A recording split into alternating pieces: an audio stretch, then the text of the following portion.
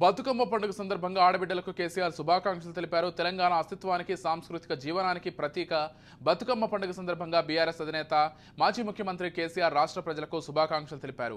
ప్రకృతిని, పూలను దేవతగా కొలిచే బతుకమ్మ పండుగ ప్రపంచ సాంస్కృతి సాంప్రదాయాల్లోనే ప్రత్యేకతను చాటుకుందన్నారు. తరతరాలుగా మహిళా సామూహిక శక్తికి, ఐక్యతకు దర్పణమైన బతుకమ్మ పండుగ తెలంగాణ రాష్ట్ర సాధన కోసం సాగిన సాంస్కృతిక ఉద్యమంలో అన్ని వర్గాల ప్రజల అస్తిత్వ ఆకాంక్షలకు వేదికగా నిలిచిందని కేసీఆర్ తెలిపారు. ఎంగిలిపూలతో ప్రారంభమై సద్దులతో ముగిసే 9 రోజుల బతుకమ్మ పండుగ తెలంగాణ పట్టణాలు, పల్లెలు భేదం లేకుండా మహిళలతో, పిల్లాపాపలతో ప్రత్యేక సందడి నెలకొంటుందని కేసీఆర్ తెలిపారు.